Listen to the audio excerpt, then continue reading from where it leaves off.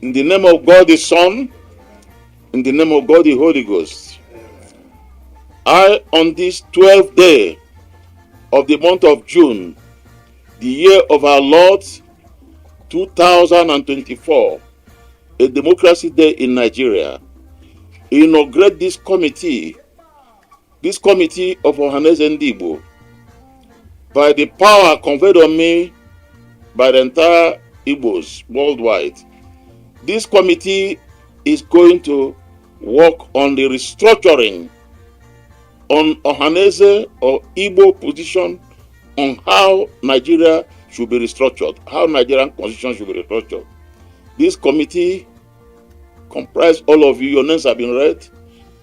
I pray God Almighty to be with you through Jesus Christ as Savior. After the Southwest governors met about 3 days ago, the Yoruba elders are about to meet again. The Ohaneze Ndigbo has just instituted a committee that will represent the Southeasterners.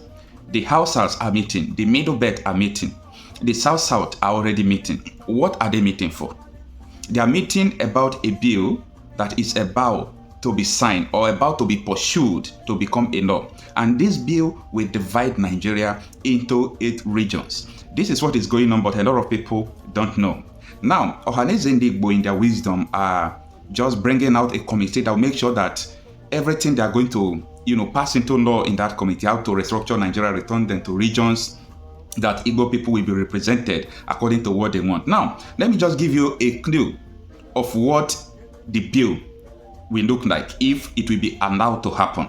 Now, the bill will return Nigeria into 8 regions. There will not be presidency anymore. There will be parliamentary system. Now, the bill will give each regions to manage their own security. The bill will give each regions to manage not in totality, but their resources. Then, am I happy about this bill? Of course, I think I'm happy. It's better than this system of government we have now. But the reason why I'm sad is because a lot of people have died because they were clamoring for something like this. And these are the reasons someone like nnamdi Kanu is in prison. So, I want you to take your time and watch this video. It's a little bit long, but take your time and watch it to understand what is about to unfold in Nigeria. In 19th century, the scramble for Africa was on. This scramble reached a crescendo in 1885 when the world powers met in Berlin and shared Africa. That time, Nigeria was divided into 2. Protectorate of Northern Nigeria, Protectorate of Southern Nigeria.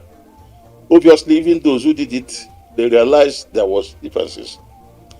At the end of that, in 1885, Britain got Protectorate of Northern Nigeria, Southern Nigeria. No Igbo man was there. No Nigerian was there. In 1914, Lugard was the person who was the governor of both North and South. I think for administrative convenience, they appointed one person to be in charge. In 1914, again for economic purposes, because he was then the managing director of British Trading Company. Nigeria was amalgamated. The North and South became one country called Nigeria. Again, nobody was there. And that's how the journey started. In, I think, 1921, Clifford took over from him. I read the reports in British Museum many years ago, where Clifford, in fact, felt as if there is no need bringing the countries together. He didn't do much work. The only thing Clifford did was in 1923, when he had the first constitution. But that constitution, in fact, was not even, it was done in London. It wasn't a Nigerian constitution. It didn't have anything that could show the aspiration, the hopes of Nigeria. Nothing. It was not until 1946, when Arthur Richard's constitution was promulgated, that then we had the North, the West, and Eastern Nigeria. And that was time when this nationalism spirit came up for independence and so on. Many people like Zeke and all those other people, Bakoli, all of them, then started off. So that's how the whole thing started from 1946. Then we found ourselves in Eastern Nigeria. Now, John McPherson came. He didn't do much. He tried his best to make a constitution. But you know, it was Littleton who actually did more work because it was under him that our people got the independent constitution. And the most important thing, and that is to show you how politically wise our forebears were, that constitution was drawn by recognizing the fact that Nigeria is a country with diversity. Diversity in tongue, diversity in language, in culture, in everything, religion. So he recognized it, and that was why even the small ethnic nationalities were brought into the delegation. They at a point went to Lancaster House. Then I was young. I was young then, but we followed up everything that was happening. And they were able to get the Constitution for Independence. I still remember we were going to have our independence in 1957. In fact, British government said any two regions that agreed could get. But that time, we didn't get. You people know what happened that time. I don't want to repeat it. But one thing is clear. We had a constitution at independence, which was a true federal constitution. A constitution that was actually produced by Nigerians for Nigeria. So it worked for us. That constitution worked for us.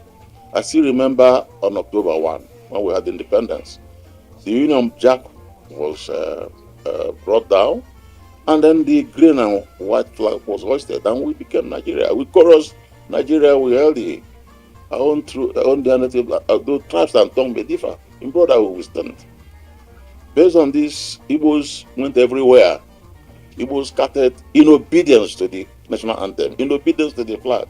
That is why you have Igbos everywhere. They went wherever Igbos went. They established businesses. They most of the time prospered because of resources, because of the hard work. And then made tremendous contribution in development of all the places. They don't make money and carry home. They make money and invest there.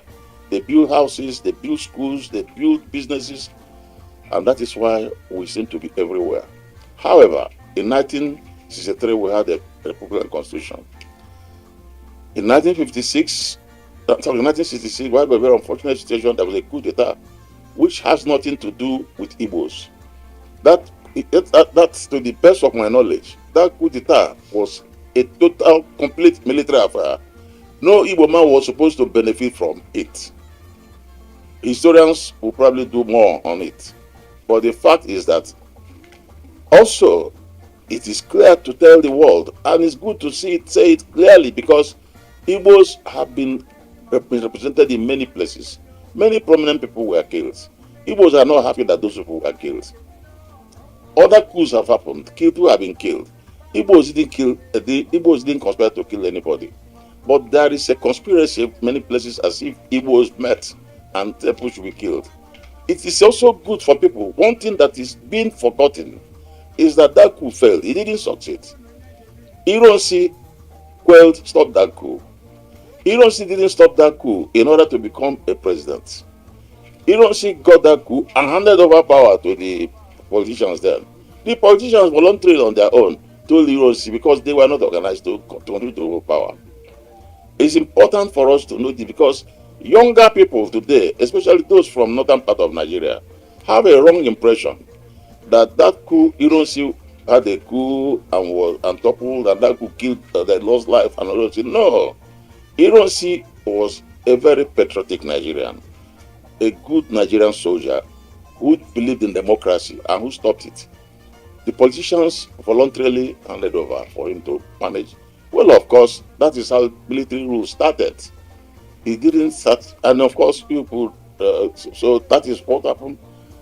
A few months after, Ironsi was murdered with his Fajui, called Fajui, who was the governor of Western Nigeria, and of course, Igbos were killed in thousands from all over the country.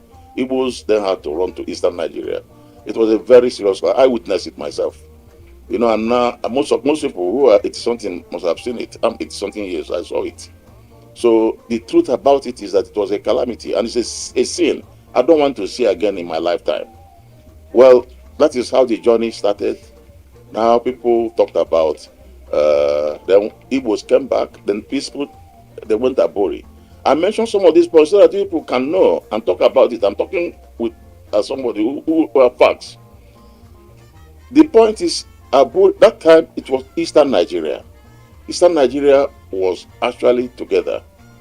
Now, before the war, announcements were made. I listened to all of them. I was then in my final year in the university. Nigeria people said that we must come after. Now, so eventually, there was a peace move to at Aburi in Ghana. When that Ojukwu, as a governor of Eastern Nigeria, led the delegation from Eastern Nigeria.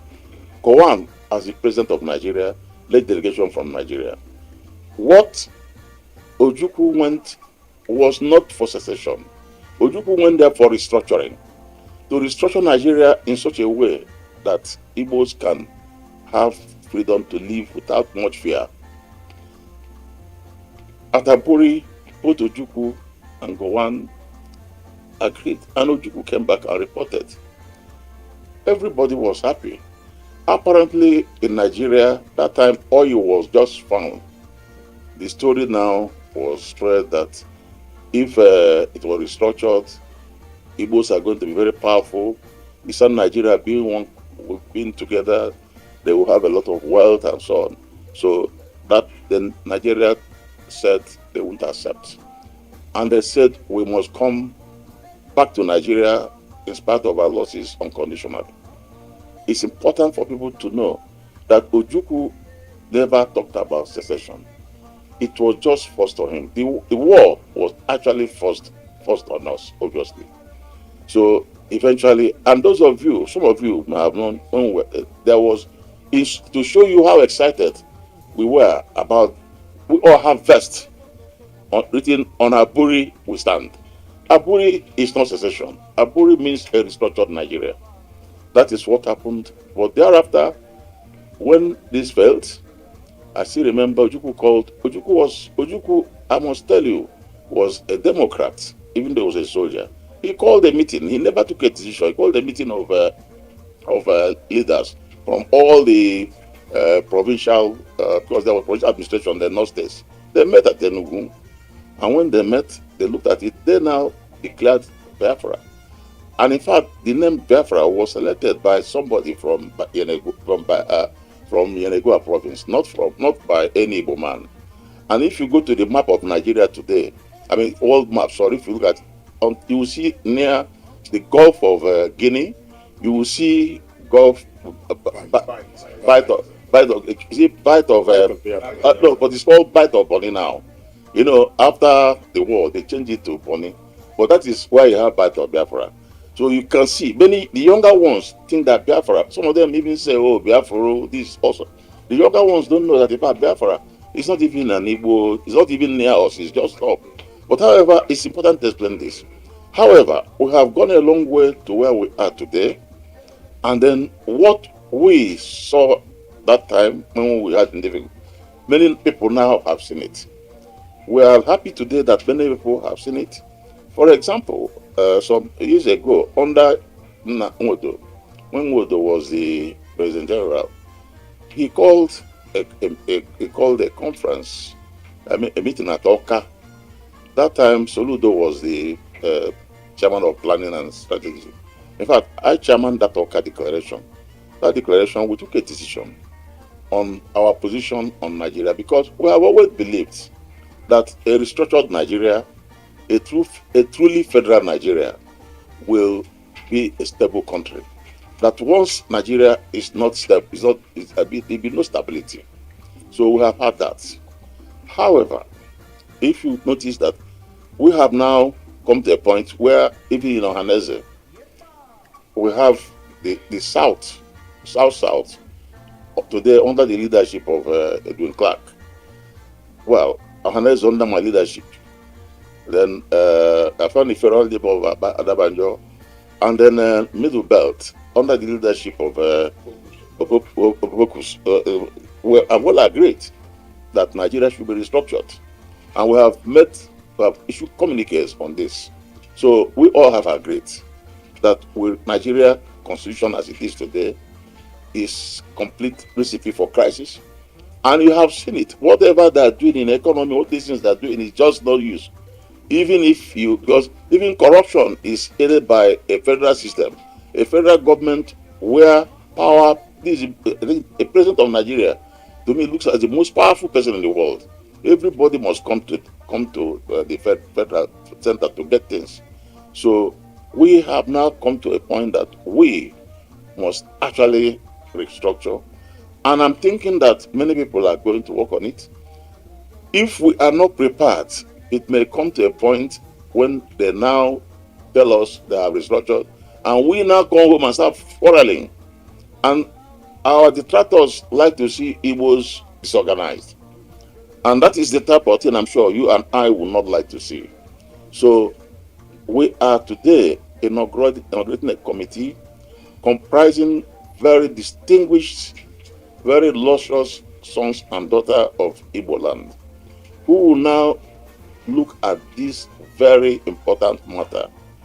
This is a very important matter for us, and I want to tell those of you that you are heroes and heroines of a new Nigeria. Once you can help us to get agree on what will be very important, because we need it within a short time, because we need, after the work of the committee we are inaugurating today, to call a meeting of the governors, of the leaders, the religious leaders, traditional leaders, political leaders, the educational leaders, all the leaders who will now meet at Enugu, and then we will now say that this is our position. And I want us to be able to get to a point where we can all say with one voice that this is our position. So this is a very sublime job, and I want to thank you for accepting to take up this job at very short notice. I mean, this is just, I wasn't feeling too strong for some time, but I'm all right now. But then this thing was conceived only a few days ago. But I'm so proud of you that in spite of time, you are here. So I want to thank you